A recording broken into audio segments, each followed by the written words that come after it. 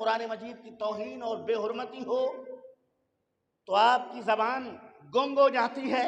سرکاری سطح پر اگر قرآن مجید کی بے ادبی ہو جائے تو اس کی مذمت بھی سرکاری سطح پر ہونا چاہیے. بولے.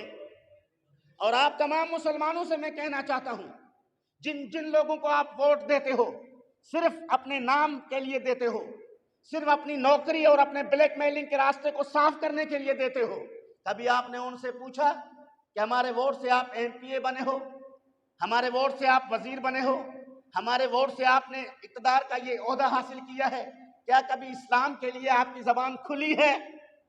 آپ حرمین شریفین میں ریال بانٹتے ہوئے اپنی ویڈیوز وائرل کرتے ہو، کیا اسی سے آپ ولی کامل کہلانے کے لائق بنتے ہو؟ جب قرآن مجید کی توہین ہو جائے آپ اسمبلی میں گونگے ہیں، جب دین اسلام کی توہین ہو جائے تو آپ خاموش نظر آتے ہیں.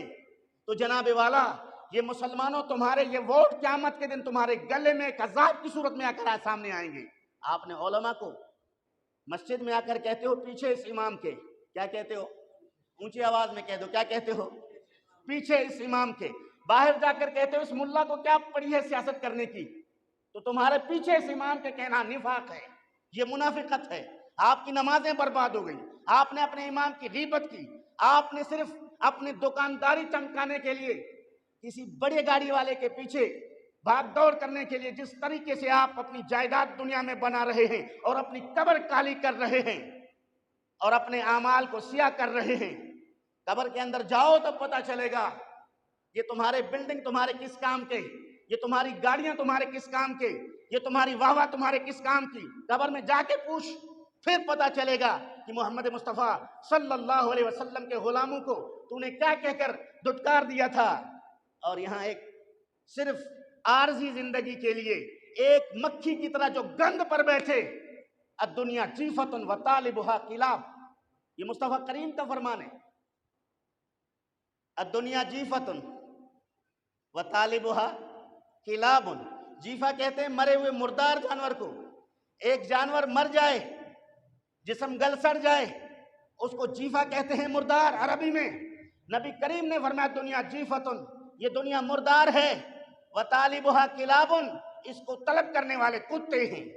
کون ہیں کتے؟ کون ہیں؟ ابھی میرے پاس یہاں مشکات المصابیح موجود ہے، آپ کو ابھی اگر کسی کو اعتراض ہے تو حدیث کی کتاب کھول کر دکھا سکتا ہوں. مصطفیٰ کریم صلی اللہ علیہ وسلم نے دنیا کو مردار کہا، اس کو طلب کرنے والے کتے کہا. کیوں؟ یہی وجہ تھی کہ جب دین کو چھوڑ کر دین کے مقابلے میں دنیا کو ترجیح دو گے، مسجد کو چھوڑ کر مسجد کے مقابلے میں دنیا کو ترجیح دو گے، مصطفیٰ کریم کے جانشین کو چھوڑ کر اس کے مقابلے میں دنیا کو ترجیح دو گے، اسلام کو چھوڑ کر اس کے مقابلے میں اغیار کے قوانین کو ترجیح دو گے، تو یہ مردار ہے. یہ کیا ہے؟ اونچی آواز میں کہہ دو، ذرا اونچی آواز میں کہہ دو. مصطفیٰ کریم کے فرمان پر ایمان ہے، یقین ہے تو کہہ دو. دنیا کو رسول کریم نے مردار قرار دیا. نبی کریم صلی اللہ علیہ وسلم نے فرمایا کہ اگر اس دنیا کی اہمیت اللہ رب العالمین کے نزدیک مکھی کے پر جتنا ہوتا تو رب ذوالجلال کبھی اپنے دشمن کو یہ دنیا عطا نہ کرتا. مکھی کے پر کی اہمیت یہ بھی رب ذوالجلال کے نزدیک دنیا کی نہیں ہے، اس طرح بھی نہیں ہے. اگر اتنی اہمیت بھی دنیا کی ہوتی تو اللہ کبھی اپنے دشمن کو یہ نہ دیتا، کبھی مصطفیٰ کریم کے دشمن کو نہ دیتا. اللہ رب العالمین کے نزدیک اس کی کوئی اہمیت نہیں ہے، اس لیے اللہ رب العالمین نے سب میں بے دریغ اس کو تقسیم کر دیا ہے اور مسلمان کو دے کر اس کو آزمائش میں ڈال دیا. مسلمان کو دے کر اس کو آزمائش میں ڈال دیا کہ وہ مال کہاں سے حاصل کیا، کہاں خرچ کرے گا. تو دوستان عزیز، قرآن مجید کی بے حرمتی ہو رہی ہے دنیا بھر میں. آپ کے ملک پاکستان سے کتنے لوگوں نے اس کی مذمت کی ہے؟ سوائے مذہبی تنظیمات کے، سوائے علماء اور مشائخ کے، کس نے کی ہے؟ اور کتنے لوگوں نے علماء کے اس درخواست پر لبیک کہا ہے، وقت نکالنے کی بات کی ہے؟ کتنے لوگوں نے؟ کوئی ہے؟ یقیناً نہیں ہے. تو عزیزان گرامی، اللہ رب العالمین کے مقدس کلام کی بے ادبی اور بے حرمتی ہو رہی ہے اور مسلمان کیا ہے؟ خاموش ہے. مسلمان کو اس سے کوئی غرض نہیں ہے. مسلمان کو غرض ہمارے ملک پاکستان کے ان مسلمانوں کو وہ بندر کی طرح، وہ فقیر جو نچاتا ہے اپنے بندر کو، وہ سیاستدانوں کے اشارے پر ناچتے ہوئے نظر آتے ہیں، چوکوں پر ناچتے ہوئے نظر آتے ہیں، گلی کوچوں میں ناچتے ہوئے نظر آتے ہیں، الیکشن کے دوران جناب والا لوگوں کے پیر پڑتے ہوئے نظر آتے ہیں، لوگوں کے سامنے جھولی پھیلاتے ہوئے نظر آتے ہیں، اپنی پگڑی اتار کے کسی کے پیر پر ڈالنے کے لیے تیار ہوتے ہیں۔ یہاں صاحب کو جتوانا ہماری عزت کا مسئلہ ہے، یہاں صاحب کو جتوانا ہے، کیوں؟ ہمارے عزت کا مسئلہ ہے۔ ارے تو یہاں ایک صاحب کو جتوا کر اپنی عزت کما لو گے، وہ عزت نہیں، ذلت ہے، وہ عزت نہیں ہے، وہ ذلت ہے۔ وہ کیا ہے؟ اونچی آواز میں کہہ دو، وہ کیا ہے؟ ذلت ہے۔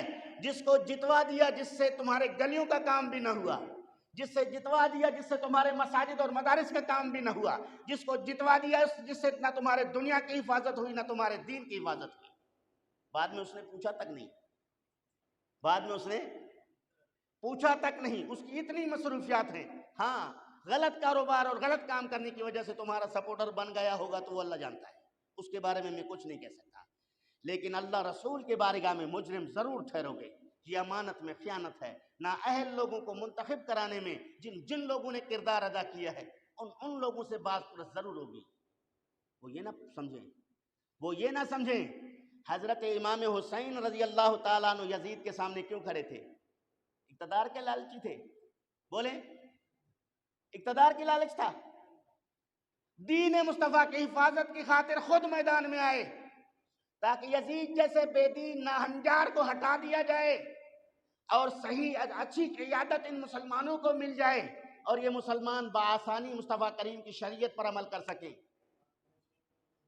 اور اسی وجہ سے وہ اپنے تمام ساتھیوں کو قربان تو کر لیا، خود بھی جام شہادت نوش کر لیا، لیکن یزید کے ہاتھ پر بیعت، یزید کے ہاتھ پر بیعت، اونچی آواز میں کہہ دو، یزید کے ہاتھ پر بیعت نہیں کیا۔ حضرت امام حسین نے بتا دیا کہ ووٹ ہوگا تو کسی اچھے کا ہوگا، نہیں تو پھر یزید کو ووٹ دینے سے، اس کو بیعت کر کے اس کی اقتدار کو تسلیم کرنے سے بہتر ہے کہ بندہ شہید ہو جائے، بہتر ہے کہ بندہ۔ آج ایک یزید نہیں ہے، ہر گلی میں آپ کے یزید ہیں، ہر چوک پہ آپ کے یزید ہیں، ہر جگہ پر آپ کے یزید ہیں، اور ہر یزید کے ہاتھ پر ہم نے بیعت کر لیا ہے، ہر یزید کے ہاتھ پر ہم نے، بولیں، ہر یزید کے ہاتھ پر ہم نے بیعت کر لیا ہے۔ ہم نے بیعت کر کے بتا دیا ہے کہ ہم تو نام کے حسینی ہیں، لیبل تو امام حسین کا لگا ہوا ہے کہ ہم حضرت امام حسین کے غلام ہیں، لیکن در حقیقت کردار اور عمل کے لحاظ سے ہم یزیدی لشکر کے سپاہی ہیں۔